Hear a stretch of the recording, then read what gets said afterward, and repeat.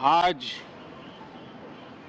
सावन का पहला सोमवार है। इस पवित्र दिवस पर एक महत्वपूर्ण सत्र का प्रारंभ हो रहा है और सावन के इस पहले सोमवार को मैं देशवासियों को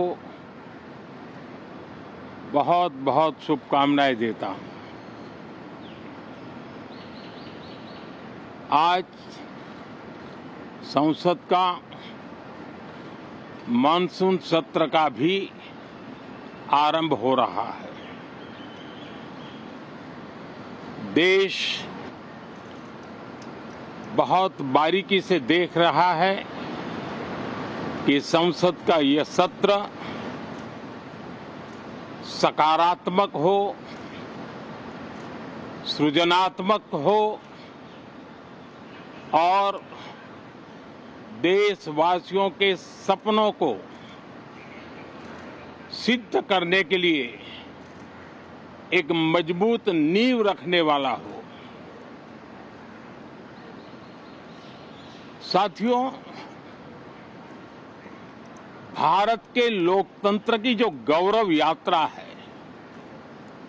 उसमें ये एक महत्वपूर्ण पड़ाव के रूप में मैं देख रहा हूं।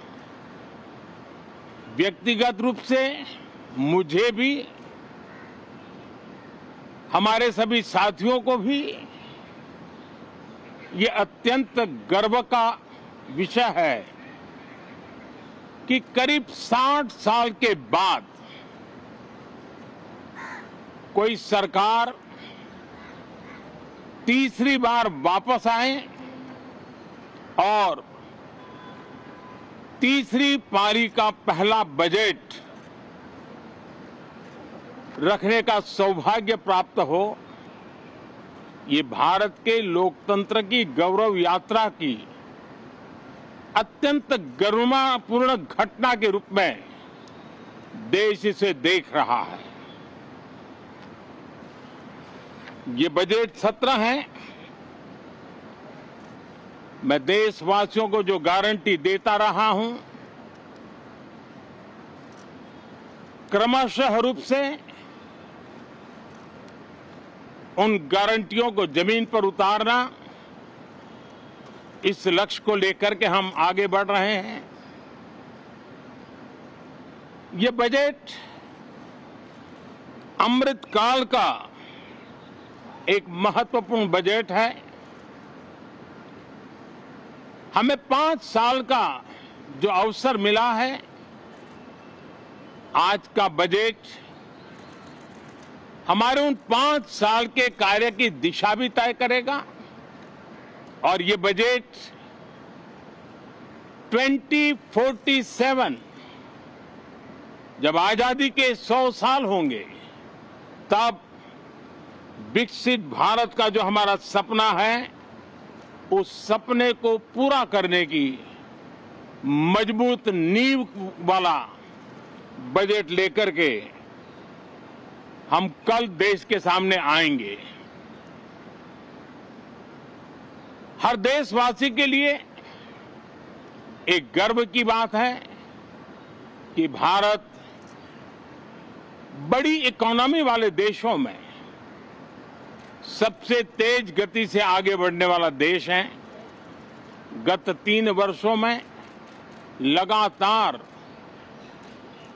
8% ग्रोथ के साथ, 8% ग्रोथ के साथ हम आगे बढ़ रहे हैं, हम ग्रो कर रहे हैं। आज भारत में पॉजिटिव आउटलुक, इन्वेस्टमेंट और परफॉर्मेंस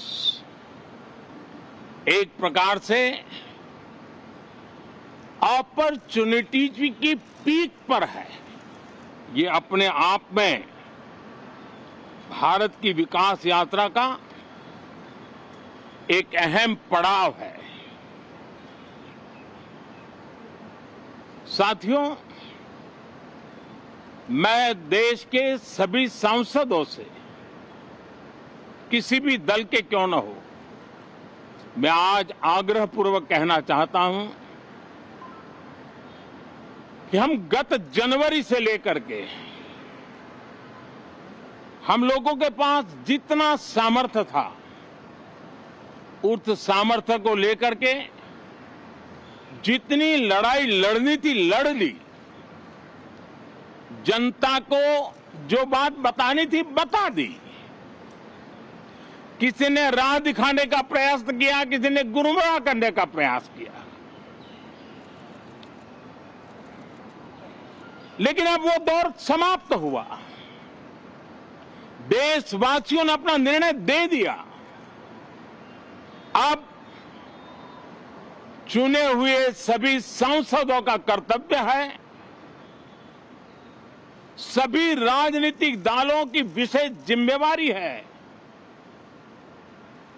कि हमने दल के लिए जितनी लड़ाई लड़नी थी लड़ ली। अब आने वाले 5 वर्ष के लिए हमें देश के लिए लड़ना है, देश के लिए जूझना है, एक और नेक बनकर के जूझना है।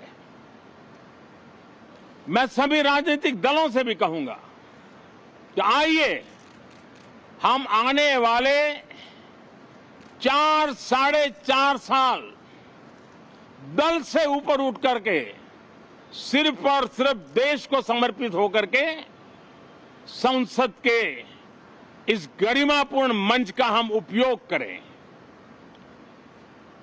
जनवरी 29 जब चुनाव का वर्ष होगा, आप उसके बाद जाइए मैदान में, सदन का भी उपयोग करना है कर लीजिए। वो 6 महीने जो खेल खेलने खेल लीजिए, लेकिन तब तक सिर्फ और सिर्फ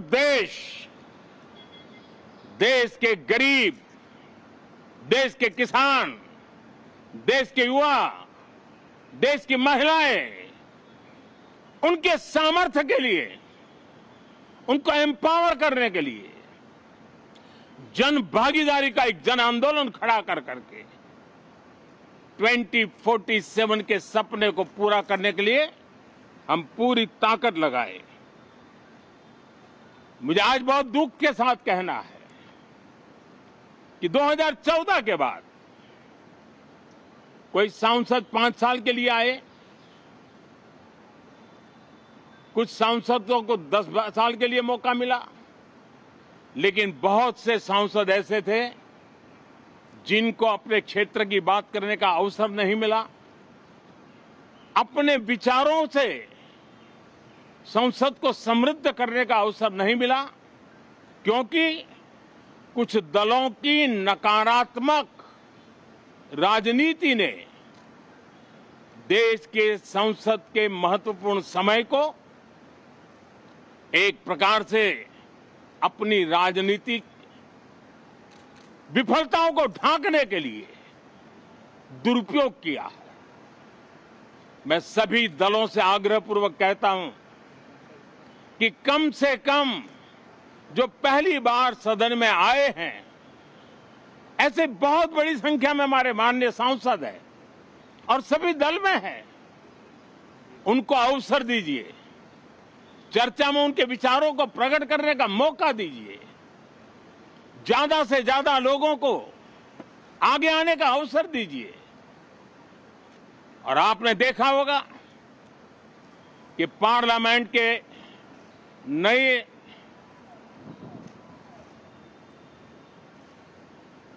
संसद गठन होने के बाद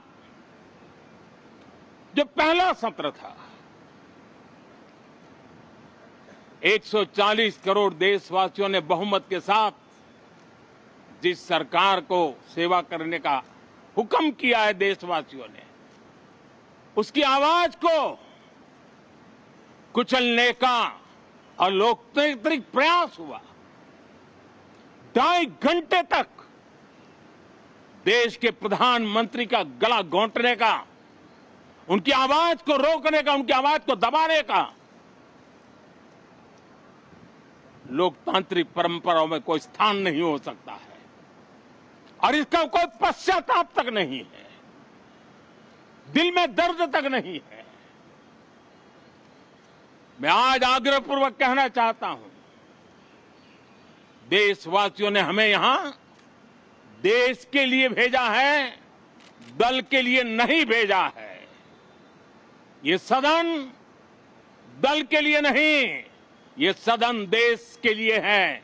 ये सदन सांसदों तक की सीमा तक नहीं है, 140 करोड़ देशवासियों की एक विराट सीमा करके ये लिए है।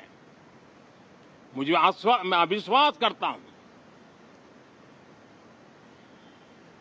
कि हमारे सभी माननीय सांसद पूरी तैयारी के साथ चर्चा को समृद्ध करेंगे। कितने ही विरुद्ध विचार होंगे, विरुद्ध विचार बुरे नहीं होते हैं, नकारात्मक विचार बुरे होते हैं। जहां सोचने की सीमाएं समाप्त हो जाती है, देश को नकारात्मकता की जरूरत नहीं है। देश को